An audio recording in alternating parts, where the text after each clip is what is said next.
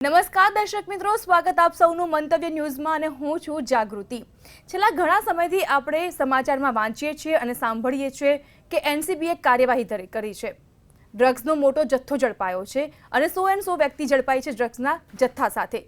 તેની સામે કાયદાકીય કાર્યવાહી પણ હાથ ધરાશે। આ તમામ સમાચાર છેલ્લા કેટલાક દિવસથી આપણે સાંભળતા આવ્યા છીએ, જોતા આવ્યા છે, પરંતુ તેમાં વધુ મહત્વનો મુદ્દો એ છે એનડીપીએસ એક્ટનો। શું તમે જાણો છો કે એનડીપીએસ એક્ટ શું છે, તેની સાથે કયા કયા મુદ્દા જોડાયેલા છે? એક એવું યુવાધન કે જે આજે ડ્રગ્સનો બંધાણી બનતો જાય છે, તે નશામાં ખપતો જાય છે અને તેની સાથે ગુનાહિત પ્રવૃત્તિ આચરવામાં આવે છે, પ્રોત્સાહન આપવામાં આવે છે આવી પ્રવૃત્તિઓને।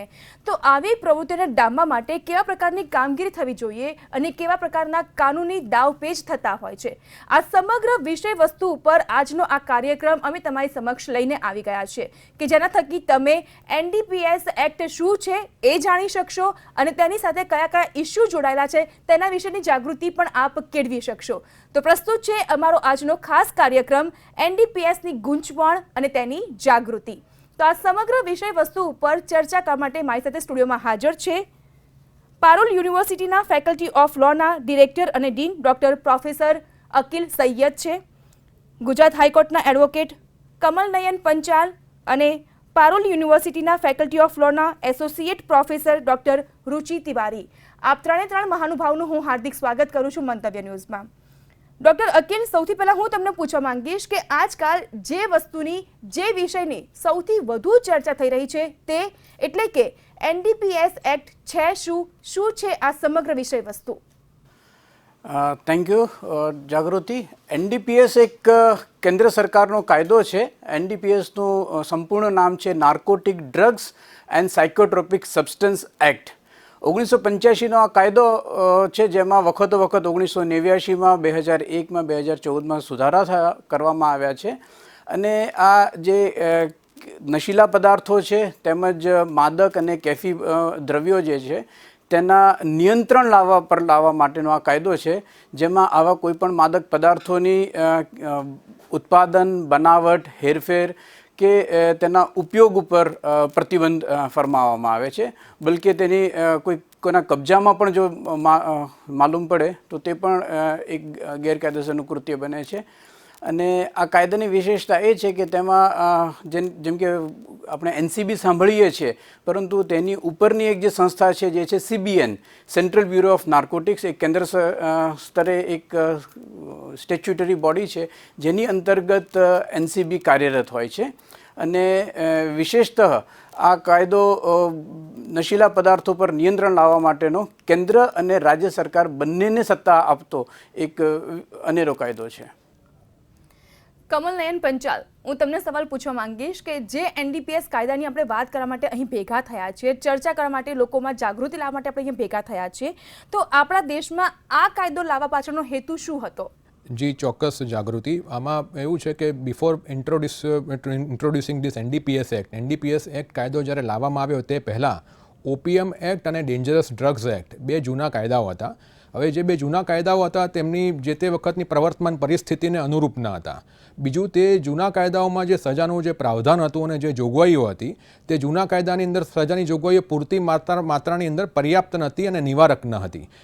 પછી બીજો એક હેતુ એ પણ હતો કાયદો લાવવા પાછળનો કે આંતરરાષ્ટ્રીય સ્તરે આપણા ભારત દેશ સાથે સંધિથી જોડાયેલા બીજા જે દેશો હતા એમના પ્રોટોકોલ પ્રમાણે પણ આ કાયદો લાવવો જરૂરી હતો અને અસરકારક રહ્યો હતો। ત્રીજું કે આમાં જે ઇન્વેસ્ટિગેટિંગ એજન્સી જે હોય એટલે કે narcotic control bureau, customs department, revenue department, intelligence department, excise department તેમજ પેરામિલિટરી ફોર્સિસના જે ઓફિસર્સ જે છે એ જે લોકોને એમના ઇન્વેસ્ટિગેશન કરવા માટેના જે પાવર્સ આપવામાં આવેલા છે તેવી પ્રીમિયર ઇન્વેસ્ટિગેટિંગ એજન્સીને એમાં ઇન્વોલ્વ એ લોકો કશા તપાસના સ્તરે કોઈ પણ જગ્યાએ એ લોકો સામેલ ન હતા। વળી જે છે જે પોતાના સેલ્ફ કન્ઝમ્પશન માટે દાખલા તરીકે કોઈ માણસ ઉપયોગ કરતો હોય તો તેવા લોકોને ખૂબ જ મામૂલી સજા કરીને જવા દેવામાં આવતા હતા। કોઈની જોડેથી મામૂલી જથ્થો પણ મળી આવે તો પણ તે જે તે વખતે જે 1985ના વર્ષ પહેલાં જવા દેવામાં આવતા હતા, ફક્ત દંડની જોગવાઈ હતી।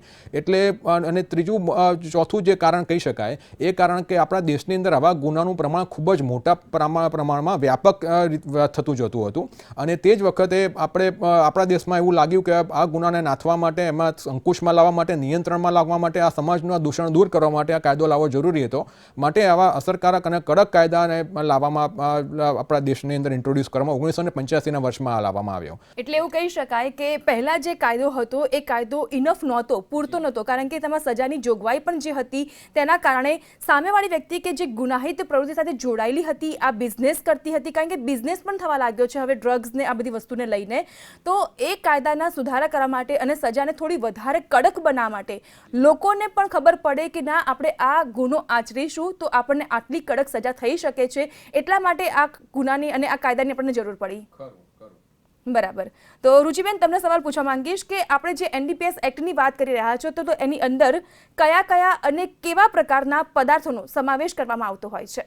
જી જાગૃતિબેન, એને શરૂ કરતાં પહેલાં હું જે આઈ અગ્રીઝ ટુ અકિલ સૈયદ સર અને નયન સર જે એમને મુદ્દો મૂક્યો કે જે રીતની વાત કરી કે એનડીપીએસ કાયદો શું છે, એના પહેલાં હું એવું કહેવા માગું છું કે નાર્કોટિક્સ એટલે કે જે સ્નાયુ પર અસર કરે અને સાયકોટ્રોપિક સબસ્ટન્સ એટલે કે જે પદાર્થ તમારા માનસિક વિચારો પર ઇફેક્ટ કરે, તો એને અગર આપણે એ રીતના જોઈએ તો દેર આર બહુ બધા એવા અલગ અલગ સબસ્ટન્સીસ છે જે આઈડેન્ટિફાઈડ થયા છે, જેમ કે 239 પ્રકારના અલગ અલગ આમાં મૂકવામાં આવ્યા છે સબસ્ટન્સીસ, જેમાંથી ઘણા બધા ડ્રગ્સ છે, અફીમ છે, ગાંજો છે, જેને આપણે જાણીએ છીએ કે અફીમ, ગાંજો કે ચરસ કે હિરોઈન કે ભાંગ, આ બધા ટાઈપના અલગ અલગ 239 પ્રકારના ડ્રગ્સ આઈડેન્ટિફાઈડ છે.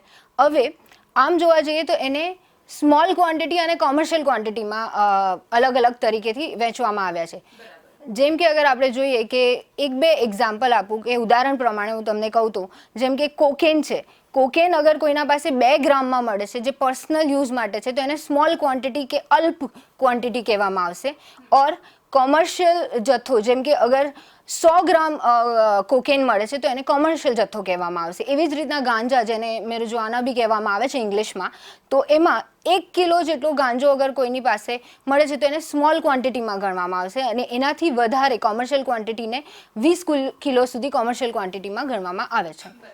અચ્છા, એટલે આમાં નશીલા પદાર્થોનું જે પ્રકારે આપણે વિવરણ કરી રહ્યા છીએ અને એમાં પાછું દવાનું પણ અલગ અલગ હોય છે, કારણ કે જ્યારે આપણે નશીલા પદાર્થોને રિગાર્ડિંગ આપણે આ એક્ટની વાત કરી રહ્યા હોઈએ છીએ, અમુક દવામાં કન્ટેન્ટ એવું હોય છે કે જરૂરી હોય છે, પણ તમે અમુક માત્રા કરતાં વ્યક્તિને વધારે તમે આપી દો છો તો એ વ્યક્તિના મગજ ઉપર પણ અસર થતી હોય છે.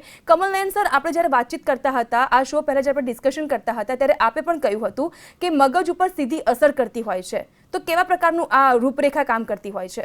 એમાં એવું છે કે જ્યારે કોઈ પણ આવી રીતે નાર્કોટિક ડ્રગ્સ અને સાયકોટ્રોપિક સબસ્ટન્સ જે છે એ પદાર્થ અને દ્રવ્ય જે છે જરૂર કરતાં વધારે માત્રામાં જો લેવામાં આવે, અથવા તો જેમાં લાયસન્સની જ્યાં જરૂર છે ત્યાં આગળ જો લાયસન્સ લીધા વગર કોઈ પણ એનો વેપાર કરે, રાખે, એનો ઉપયોગ કરે, દુરુપયોગ કરે, અથવા તો પછી એને પરમિશન વગર જો તેને ડૉક્ટર સાહેબ પણ જો કોઈ પ્રિસ્ક્રાઇબ કરે કોઈ રોગની અંદર, તો તેમાં માણસ પોતાના જ્ઞાનતંતુઓ પરનો કાબુ ગુમાવી બેસે છે. માણસ પોતાને જાતને કશું કામ કરવાને લાયક રહેતો નથી, ટોટલી ઇનવેલિડ થઈ જાય છે, તે પોતાના કુટુંબ માટે કશા કામમાં આવતો નથી અને એના કારણે ઘણા બધા કુટુંબો અને ઘણા બધા ઘરો બરબાદ થયાના આપણા સમાજમાં ઉદાહરણ છે. માટે જે એક જો સમય એક કુટુંબની અંદર જો એક બરબાદી આવી રીતે ઊભું થાય, તે કુટુંબ એના કારણે ઘણું આખું પાછળ પડી જાય અને ઘણું બરબાદ થઈ જાય, તેની માઠી અસર અને સીધી અસર સમાજ પર પડે છે અને સમાજના કારણે આખા દેશ પર પણ અસર પડે છે.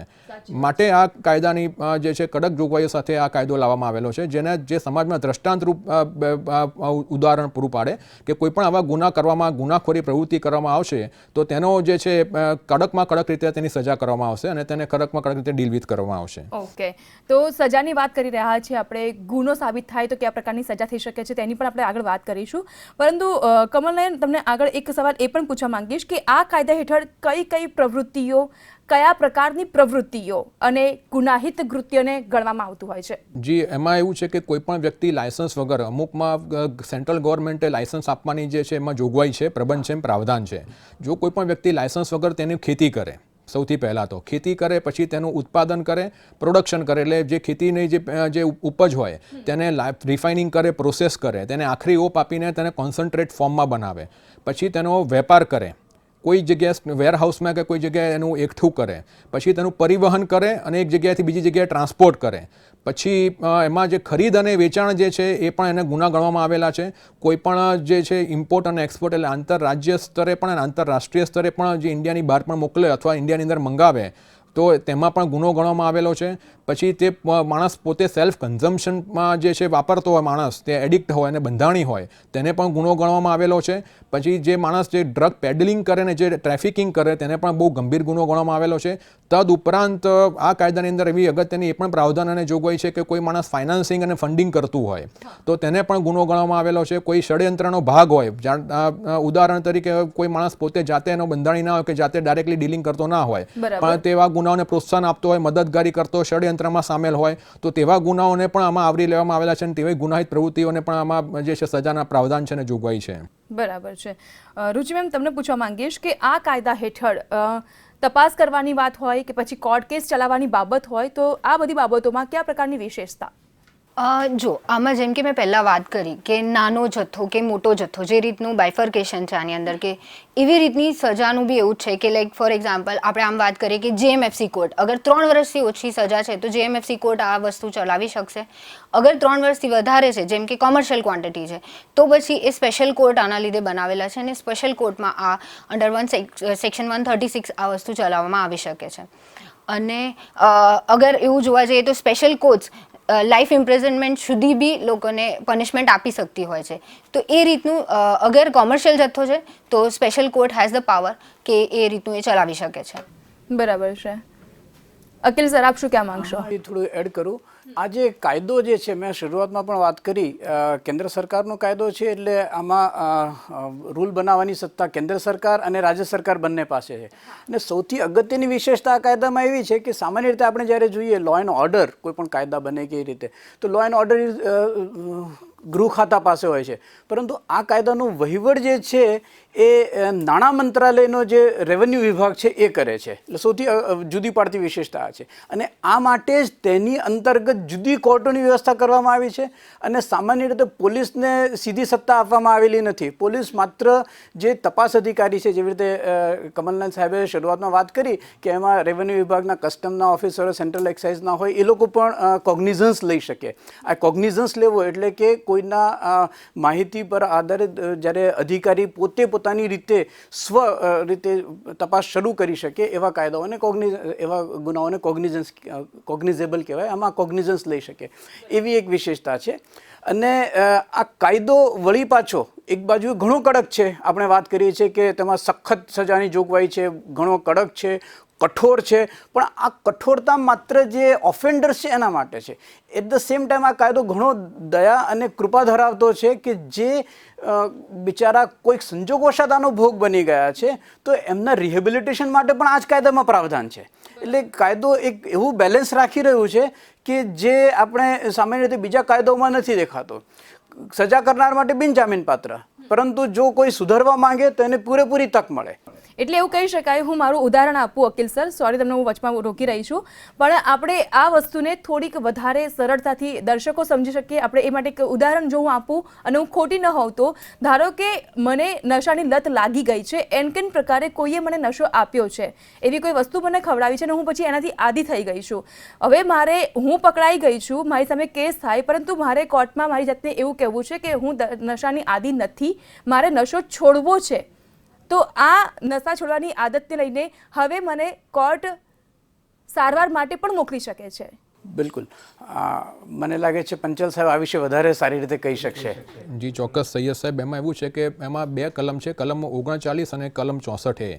હવે એ બંને કલમો પ્રમાણે જાણે કોઈ જે વ્યક્તિ નશાનો બંધાણી થઈ ચૂકેલો હોય ને નશાનું આવા પ્રકાર માદક પદાર્થોનું દ્રવ્યનું સેવન કરતો હોય અને જ્યારે તેમની સામે જ્યારે કેસ ચલાવવામાં આવે અને જે કેસની અંદર ક્વોન્ટિટી સ્મોલ ક્વોન્ટિટી એટલે કે અલ્પ માત્રાની સામે એનો કેસ હોય અને જે કેસ ચાલતો હોય ત્યારે તેવો વ્યક્તિ જો કોર્ટને વિનંતી કરે અથવા તો કોર્ટ જાતે ઠીક લાગે લાગે કે તેને કે સમાજમાં વળી પાછો ભેળવી શકાય એમ છે અને સુધારાત્મક જે વલણ અપનાવીને તેને સજા કરવાના જગ્યાએ તેને પ્રોબેશનનો લાભ આપીને તેને છોડવા જેવો છે, ઠપકો આપીને, તો સજા કર્યા સિવાય કોર્ટ એને ત્યાં પ્રોબેશનનો લાભ આપીને છોડી પણ શકે છે. વળી તેના માટે એક જોગવાઈ એવી છે કે એના માટે તે વ્યક્તિ જાતે અથવા તો નામદાર કોર્ટે પોતે એમણે ત્યાં એવું લાગવું જોઈએ કે આ વ્યક્તિને જે છે એને પોતાને સુધારવાની એક તક આપવા જેવી છે. તેના માટે જે કહેવાયું રિહેબિલિટેશન જે કીધું એના માટે રિહેબિલિટેશન માટે ડી એડિક્શન અને ડિટોક્સિફિકેશન માટેના ગવર્મેન્ટ રેકોગ્નાઇઝ સેન્ટર્સ એટલે કે હોસ્પિટલ હોય, કોઈ સંસ્થા હોય, ત્યાં એના માટેના જે મેડિકલ ટ્રીટમેન્ટ આપવાની થાય તે મેડિકલ ટ્રીટમેન્ટ લીધા પછી જો નામદાર કોર્ટને યોગ્ય લાગે તો તેને સજા કરવાની રહેશે નહીં અને તેનો જે છે અને પ્રોબેશન આપીને પણ ત્યાં છોડી શકાય તેવા સજાની અંદર આમાં જોગવાઈ છે. એટલે એવું કહી શકો આપણે કમલ સર કે નશાકારક વસ્તુના બંધાણીઓ માટે આ કાયદામાં પ્રાવધાન અલગ અલગ હોઈ શકે છે. અલગ અલગ કિસ્સા અને કેવા પ્રકારનો તેઓનો ગુનો છે તેની ઉપર આધાર રાખતો હોય છે. જે એમાં અલ્પમાત્રા જે છે, અલ્પમાત્રામાં મેં જેવી રીતે ડૉક્ટર રુચિ મેડમે કીધું તે રીતે એમાં અલ્પમાત્રા જે છે દરેક માદક દ્રવ્ય પ્રમાણે અલગ અલગ હોય છે. જેવી રીતે કોકેઇનની અંદર જે અલ્પમાત્રા જે ગણી છે ફક્ત 2 ગ્રામ જેટલી અલ્પમાત્રાને જે છે એને સ્મોલ ક્વોન્ટિટી ગણવામાં આવેલી છે. જ્યારે તે જ ક્વોન્ટિટી જ્યારે 100 ગ્રામ જેટલી થાય ત્યારે તેને કોકેઇનની અંદર કોમર્શિયલ ક્વોન્ટિટી ગણવામાં આવે છે, જેમાં સજાની જોગવાઈ વધારે છે. એટલે જ્યારે જે નશાનો બંધાણી હોય ને, જે એડિક્ટ હોય છે અને જેની જોડેથી અલ્પમાત્રામાં જેવી રીતે જો આવો કોઈ માદક પદાર્થ મળી આવે તો તેને રિહેબિલિટેશન માટે કોર્ટ ચોક્કસ વિચાર કરે અને ત્યાં આગળ સમાજની અંદર વળી પાછો માણસ પાછો લાવી શકાતો હોય તો પાછો લાવવાના પૂરતા પ્રયત્નો કરી શકાય. ડૉક્ટર અકિલ, હું તમને પૂછવા માંગીશ કે આપણે જે એનડીપીએસ એક્ટની વાત કરી રહ્યા છીએ તો સેક્શન વાઇઝ અને કલમ વાઇઝ આપણે ધ્યાન આપીએ તો કેવા પ્રકારની કલમ લાગી શકે છે કે જ્યારે કોઈ ગુનો સાબિત થતો હોય છે, કોઈ વ્યક્તિ ઝડપાય છે ત્યારે? આ એક ટીવી પ્રોગ્રામ છે એટલે કલમના આંકડાઓ સાથે હું આ રજૂઆત નહીં કરું, પરંતુ આ કાયદાની જે વિશેષતાઓ આગળ પણ મેં આપને જણાવી એ રીતે આ કાયદા લાવવા પાછળનો એક હેતુ હું વધારે એમાં ઉમેરીશ કે ભારતીય બંધારણનો જે ભાગ 4 છે કે જેમાં બંધારણના ઘડવૈયાઓએ આવનારી સરકાર માટે એક નીતિદર્શક માર્ગદર્શક સિદ્ધાંતો આપ્યા છે તેને ઇન્વોક કરીને, એટલે કે અનુચ્છેદ 47ના આધારે આ કાયદો લાવવામાં આવે પ્રજાના વેલફેર માટે, એક વેલફેર સ્ટેટ માટે જરૂરી છે. પરંતુ જ્યારે એક કાયદાની અંદર આપણે જોઈએ તો એમાં રચાયેલી કોર્ટો માટે એક વિશેષ સત્તાઓ છે કે તે પૂર્વધારણા સાથે પોતાનો કેસ શરૂ કરી શકે. અહીંયા એક આપને થોડો નાનકડો ખ્યાલ આપું. સામાન્યતઃ કોઈ પણ ક્રિમિનલ કાયદાઓમાં આવું એક માનવામાં આવે છે, પ્રિઝમ્પશન કહેવાય, કે જ્યાં સુધી ગુનો સાબિત ન થાય ત્યાં સુધી આરોપી બેકસૂર ગણાશે અને પ્રોસિક્યુશનની જવાબદારી રહેશે આ આરોપ સાબિત કરવાની અથવા તો આરોપીને કસૂરવાર સાબિત કરવા. પરંતુ આ કેસ એવો છે, આ કાયદો એવો છે કે જેની ઉપર આરોપ છે આરોપી પોતાની બેકસૂર સાબિત કરવાનું હોય છે અને કોર્ટ જે છે એ પૂર્વધારણા સાથે ચાલે છે કે નક્કી આ જે આરોપી છે તેને આ ગુના વિશેનો જ્ઞાન હતો, માહિતી હતો, એનો ઇરાદાપૂર્વક એણે હેતુ જાણીને આ કર્યું છે એવું માનીને કોર્ટ ચાલતી હોય છે. આવી જ રીતે તપાસ અધિકારીની વાત કરીએ તો તપાસ અધિકારીને પણ થોડીક વિશેષ સત્તાઓ જે અન્ય ક્રિમિનલ કાયદા કરતાં વધારે હોય છે, કારણ કે જેવી રીતે પંચાલ સાહેબે કહ્યું કે આમાં તપાસ અધિકારી જે છે ગેઝેટેડ કક્ષાના અધિકારીઓ હોય છે. એટલે ગેઝેટેડ કક્ષાના અધિકારી સામે આપેલા નિવેદન એ કોર્ટ સમક્ષ એડમિસેબલ એટલે કે સ્વીકૃત પુરાવા બની જતા હોય છે. તો આ જે વિશેષ કાયદાઓ જે છે એક બીજા કાયદા કરતાં તેને અલગ પાડે છે અને એની સ્ટ્રિન્જન્ટનેસ એટલે કે એની કડકાઈ એ વધારે પ્રમાણમાં જોવા મળે છે. ઓકે સર, વધુ એક સવાલ તમને પૂછીશ હું કે એનડીપીએસ કાયદા હેઠળ જે પણ આરોપી ઝડપાતો હોય છે, ઘણી વખત આપણે એવા કિસ્સા પણ સાંભળીએ છીએ અને આપણે જોતા પણ હોઈએ છીએ કે અવારનવાર એવું બનતું હોય છે કે આ કાયદા હેઠળનો અને એનડીપીએસ એક્ટ હેઠળ જે આરોપીની સજા થતી હોય છે, પકડવામાં આવે છે અને છતાં પણ એ આરોપી નાસી છૂટવામાં કે ફરાર થવામાં ખૂબ જ સરળતાથી એ લોકો ફરાર થઈ જતા હોય છે. તો આવું શા માટે બનતું હોય છે? બેન, ફરાર થઈ જવું એક અલગ તદ્દન જુદી પ્રકારની ઘટના છે કે જે એનડીપીએસના કાર્યક્ષેત્રમાં નથી.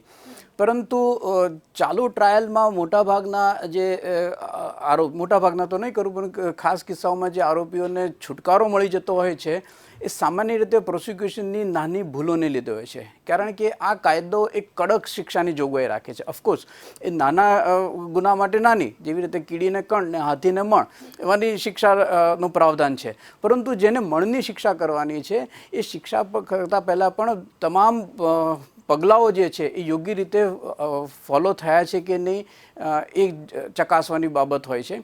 અને જ્યારે કોઈ પ્રોસિક્યુશન આવી નાનકડી ભૂલ પોતાની તપાસ દરમિયાન અથવા તો સેમ્પલ લેવા માટે પણ જે કોઈ મોટો જથ્થો મળ્યો હોય તો સેમ્પલ લેવા માટેની પણ કાર્યરીતિ મોડેલમાં દર્શાવેલી છે. એ સેમ્પલને કેવી રીતે લેવું, કેટલા નમૂના લેવા, કેટલા નમૂનાઓને કેવી રીતે સીલ કરવા, ફોરેન્સિકમાં મોકલવા, તેની સાથેના ફોર્મ. ઘણી વખત આરોપીઓ માત્ર ફોર્મ અધિકારીએ થોડીક ઉતાવળમાં ફોર્મમાં કરેલી નાનકડી ભૂલને લીધે પણ છૂટી જતા હોય છે. તો આવી જે પ્રોસિજરલ લેબ્સ ઘણી વખત થઈ જતી હોય છે. જેમ કે પોલીસ ક્યારેક વધારે અતિ ઉત્સાહમાં આવીને આવા ગુનેગારોને પકડી લેતી હોય છે. જેમ કે ખરેખર પોલીસને કોઈ સત્તા નથી. એમણે જે તે કમસે કમ મેટ્રોપોલિટન મેજિસ્ટ્રેટ જો અમદાવાદ જેવી સિટી હોય કે જ્યુડિશિયલ મેજિસ્ટ્રેટ પાસે અથવા તો રાજ્ય સરકારે ખાસ નિર્ધારિત કરેલા મેજિસ્ટ્રેટ, સેકન્ડ ક્લાસ મેજિસ્ટ્રેટ પણ હોઈ શકે, કારણ કે રેવન્યુ ડિપાર્ટમેન્ટનો છે. એમને પાસેથી સર્ચ વોરંટ અથવા તો એરેસ્ટ વોરંટ લઈને આ પ્રક્રિયા કરવાની. અને આવી પ્રક્રિયા જ્યારે ન થાય તો આનો લાભ સામાન્ય રીતે આરોપીઓને મળી જતો હોય છે. કમલ સર, તમને સવાલ પૂછવા માંગીશ કે એનડીપીએસ એક્ટ હેઠળ કયા આરોપીને જામીન મળી શકે છે અને કયા આરોપીને જામીન નથી મળવા ખૂબ જ મુશ્કેલ બની જતા હોય છે? એમાં એવું છે કે જ્યાં આગળ ઓછી સજાનું પ્રાવધાન હોય, એટલે કે દાખલા તરીકે સ્મોલ ક્વોન્ટિટી જ્યાં ઇન્વોલ્વ હોય, તો સ્મોલ ક્વોન્ટિટીની અંદર ત્યાં આગળ નામદાર કોર્ટ પોતાની વિવેક બુદ્ધિનો એટલે ડિસ્ક્રેશનનો ઉપયોગ કરીને આરોપીને જામીન પર છોડી શકે તેમ છે. આરોપીને જામીન પર છોડવા માટેની જે છે એમાં કલમ 37 છે. તે કલમ 37 મુજબ જ્યારે કોઈપણ આરોપીની જામીન અરજી નામદાર કોર્ટ સમક્ષ સુનાવણી માટે મુકાય ત્યારે સૌથી પહેલું જે કન્સિડરેશન છે નામદાર કોર્ટે જે લક્ષમાં લેવાનું છે તે છે પહેલાં તો આરોપીનો જે છે રોલ, એણે ગુનામાં કયા પ્રકારનો ભાગ ભજવેલો છે. બીજી વસ્તુ કે ત્યાં જામીન મેળવતી વખતે અથવા જામીન અરજીની સુનાવણી કરતી વખતે બીજું નામદાર કોર્ટે એ પણ લક્ષમાં લેવાનું રહેશે કે કયા પ્રકારની ક્વોન્ટિટી અંદર ઇન્વોલ્વ છે. જો કમર્શિયલ ક્વોન્ટિટી ઇન્વોલ્વ હોય તો નામદાર કોર્ટ જે છે એમાં જનરલી બાય એન્ડ લાર્જ એવો એક્સપિરિયન્સ રહેલો છે કે એવા પ્રકારના આરોપીનો જે છે સમાજ વિરોધી કૃત્ય કહેવા માટે જામીન પર છોડતા નથી હોતા. બરાબર. અને જ્યાં આગળ જે સ્મોલ ક્વોન્ટિટી જ્યાં ઇન્વોલ્વ હોય છે અથવા તો જ્યાં ઇન્ટરમીડિયેટ ક્વોન્ટિટી હોય, ઇન્ટરમીડિયેટ ક્વોન્ટિટી એટલે એવી કે જ્યાં સ્મોલ ક્વોન્ટિટી કરતાં થોડી વધારે હોય અને જે કોમર્શિયલ ક્વોન્ટિટી કરતાં ઓછી હોય, તો તેવા પ્રકારના કેસોની અંદર જે નામદાર કોર્ટ જે છે આરોપીનો રોલ જોઈને, ગુનાની ગંભીરતા જોઈને, સમાજ પર જેની જે અસર પડે તે જોઈને બધા જ વિચારોનો પર જે છે ત્યાં આગળ વિશ્લેષણ કરીને તેનું ત્યાં આગળ કોર્ટ નક્કી કરતી હશે કે જામીન આપવા જોઈએ કે નહીં. વળી જામીન આપવા માટે બીજી એક કલમ 37 મુજબ પૂર્વ શરત એ પણ છે કે જ્યાં આગળ મોટી ક્વોન્ટિટી ઇન્વોલ્વ હોય ત્યારે તેવા સંજોગોની અંદર પબ્લિક પ્રોસિક્યુટર એટલે જે કે સરકારી વકીલ હોય છે તે સરકારી વકીલને એમાં નોટિસ પાઠવવાની રહેશે. નોટિસ પાઠવ્યા પછી તેમને હિયરિંગની પ્રોપર હિયરિંગની પેલી ઓપોર્ચ્યુનિટી એટલે તક આપવાની રહેશે. અને એમને જો ઓબ્જેક્શન હોય તો કોર્ટે ત્યાં આગળ બે વસ્તુ ધ્યાનમાં રાખવાનું રહેશે. એમાં પૂર્વ શરત એવી છે કે જે ગુનાના કામે આરોપી પકડાયો છે તેવી ગુનાહિત પ્રવૃત્તિ આરોપી ભવિષ્યમાં કરશે નહીં, પહેલી વસ્તુ. અને બીજી વસ્તુ કે જે હાલના ગુનામાં જેને પકડવામાં આવેલો છે તે ગુનામાં તેનો પ્રાથમિક દ્રષ્ટિએ તેનું કોઈ પણ ઇન્વોલ્વમેન્ટ કે એમાં કંઈ કોમ્પ્લિસિટી એમાં જાહેર થતી નથી. એવા બે પ્રકારના કોર્ટે તારણ પર આવ્યા પછી એ જામીન આપી શકે જ્યાં આગળ સરકારી વકીલ સાહેબશ્રીનો વિરોધ હોય અને જ્યાં મોટી ક્વોન્ટિટી ઇન્વોલ્વ હોય ત્યાં આગળ. એટલે ખાસ પ્રકારના કેસોમાં, મોટાભાગના કેસોની અંદર હું વાત કરું તો એવું બનતું હોય છે કે જ્યાં કોમર્શિયલ ક્વોન્ટિટી હોય છે ત્યાં આગળ નામદાર કોર્ટ પોતાની ડિસ્ક્રેશનનો ઉપયોગ કરતી નથી હોતી. બરાબર છે. ડૉક્ટર રુચિ, હા, એક વસ્તુ ઉમેરી દઉં. જેમ કે તાજેતરમાં એક અભિનેત્રીને એનડીપીએસના કાયદા હેઠળ જામીન મળી. એમાં મુખ્ય આરોપ કારણ કે તેની પાસે કોઈ કબજામાં કોઈ દ્રવ્ય એવું હતું નહીં કે જેના આધારે એ સ્મોલ કે લાર્જ ક્વોન્ટિટીનો પ્રશ્ન આવે, પરંતુ એની પરના બે જે આરોપો હતા ચાર્જ ફ્રેમમાં કે ફાઇનાન્સિંગ અને હાર્બરિંગનો. હવે ફાઇનાન્સિંગ કોર્ટે બહુ સરસ રીતે વ્યાખ્યા જુદી કરીને કહી દીધું કે તેણીએ માત્ર પોતાના પાર્ટનર માટે પેમેન્ટ કર્યું છે, પેમેન્ટ એ ફાઇનાન્સિંગ નથી આવતું. અને બીજો જે એક આરોપ હતો એ કોઈ ગુનેગારને હાર્બર કરવાનો એટલે કે આશ્રય આપવાનો. અને એ મૃતક જે કંઈ બીજા અભિનેતા હતા એ મર્યા ત્યાં સુધી અથવા તો આપઘાત જે કંઈ બાબત હતી ત્યાં સુધી એમની પર કોઈ કેસ નહોતો, એટલે કે તેઓ ભાગતા ફરતા તો હતા નહીં, એટલે આશ્રય આપવાનો પણ ગુનો સાબિત નહોતો થતો અથવા તો પ્રથમદર્શી નહોતું દેખાતું. અને આને લીધે એ અભિનેત્રીને એમાંથી જામીન મળી ગયા. તો આવી નાનકડી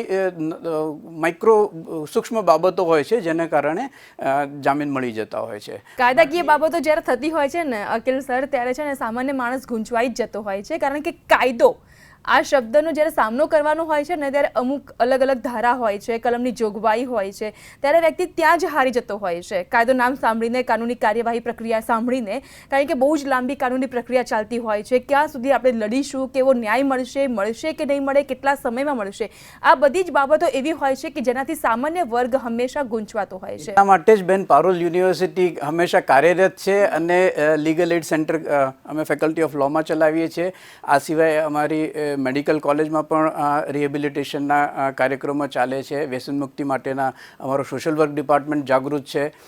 લો ફેકલ્ટી જુદા જુદા જિલ્લાઓ સાથે જે DLSA છે, ડિસ્ટ્રિક્ટ લીગલ સર્વિસ ઓથોરિટી, એની સાથે અમે આ કાનૂની જાગૃતિના કાર્યક્રમો કરીએ છીએ. આજે મને આનંદ છે કે મંતવ્ય ચેનલ દ્વારાના માધ્યમથી અમે સમગ્ર ગુજરાત રાજ્યના લોકો સુધી, નાગરિકો સુધી પહોંચી શક્યા છીએ.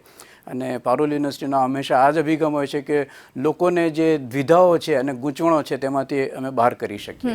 અને એમાંનો જ એક ટોપિક આજે આપણે ચર્ચા માટે પસંદ કર્યો, NDPS એક્ટ શું છે, તેની ગૂંચવણ અને લોકોમાં જાગૃતિ લાવવાનો એક પ્રયત્ન. કમલ સર, અગેન તમને હું એક સવાલ પૂછવા માંગીશ કે તમે મને કીધું કે જામીન ક્યારે મળી શકે છે, જામીન ક્યારે નથી મળી શકતા. હવે આપણે દંડાત્મક જોગવાઈની જો વાત કરવામાં આવે તો કેટલા રૂપિયા સુધીનો, કેટલી રકમ સુધીની દંડ પણ ફટકારવામાં આવતો હોય છે? જી ચોક્કસ. એમાં એવું છે કે જ્યાં સ્મોલ ક્વોન્ટિટી ઇન્વોલ્વ હોય ત્યાં સ્મોલ ક્વોન્ટિટીમાં દરેક પદાર્થની ક્વોન્ટિટી અલગ અલગ જે છે એ નક્કી કરવામાં આવેલી છે. જે 1985ના વર્ષમાં જ્યારે કાયદો લાવવામાં આવ્યો ત્યારે તે વખતે આવી સ્મોલ ક્વોન્ટિટી કે કમર્શિયલ ક્વોન્ટિટી તે વખતે લાવવામાં નથી આવી. વખતો વખત જે સુધારા વધારા જે એમેન્ડમેન્ટ્સ કહેવાય જે કાયદામાં થયેલા છે તેમાં 2001ના વર્ષમાં એક એમેન્ડમેન્ટ એવું લાવ્યા અને જે અત્યારે પણ જે કાર્યરત છે ને અત્યારે પણ ઇનફોર્સ છે. જે એમેન્ડમેન્ટ પ્રમાણે કોઈ બી વ્યક્તિ જો જે છે સ્મોલ ક્વોન્ટિટીનો પદાર્થ ધરાવે, એનું સેવન કરે અથવા તેનો વેપાર કે કશું કોઈ પણ પ્રકારની ગુનાહિત પ્રવૃત્તિ કરે તો તેમાં સ્મોલ ક્વોન્ટિટીની અંદર 1 વર્ષ સુધીની સજા અથવા દંડ 10,000 રૂપિયા સુધીનો દંડ અથવા તો પછી બંને નામદાર કોર્ટને કરવાની સત્તા છે, આપવાની સત્તા છે. પછી જ્યાં કોમર્શિયલ ક્વોન્ટિટી ઇન્વોલ્વ છે, જે ગુનાની અંદર બહુ જ મોટી માત્રામાં જે કહેવાય મોટી માત્રા જો એમાં ઇન્વોલ્વ હોય અને એમાં જો આરોપી સામે કેસ ચાલતો અને એને ગુનેગાર ઠરાવવામાં આવે તો તેવા સંજોગોમાં નામદાર કોર્ટ તેને 20 વર્ષ સુધીની સજા અને 2 લાખ રૂપિયા સુધીનો દંડ અથવા બંને જે છે નામદાર કોર્ટ કરી શકે. હવે જે ઇન્ટરમીડિયેટ ક્વોન્ટિટી રહી એ ઇન્ટરમીડિયેટ ક્વોન્ટિટીમાં પણ એમાં પણ જે છે જુદા જુદા પદાર્થો માટે જુદી જુદા જે છે એમાં બાય એન્ડ લાર્જ સજાનું જોગવાઈ 10 વર્ષ સુધીની સજા છે અને 1 લાખ રૂપિયા સુધીનો દંડ છે અથવા કોર્ટ નામદાર કોર્ટ બંને ફરમાવી શકે, દંડ અને સજા બંને ફરમાવી શકે. કાર્યક્રમના અંતે રુચિ મેમ, હું તમને એક સવાલ પૂછવા માંગીશ છેલ્લે કે એક જાગૃત નાગરિક તરીકે કેવા પ્રકારની તકેદારીની ખૂબ જ આવશ્યકતા છે હાલના સમય સંજોગ જોતા? જી, અહીંયા હું એક વસ્તુ કહેવા માંગીશ, જાગૃત નાગરિક સાથે સાથે હું અહીંયા યુથને વચ્ચે લાવવા માંગીશ. બિકોઝ યુથ જોડે આ વસ્તુ વધારે જોડાયેલી છે આજની તારીખમાં અગર જોવા જઈએ તો.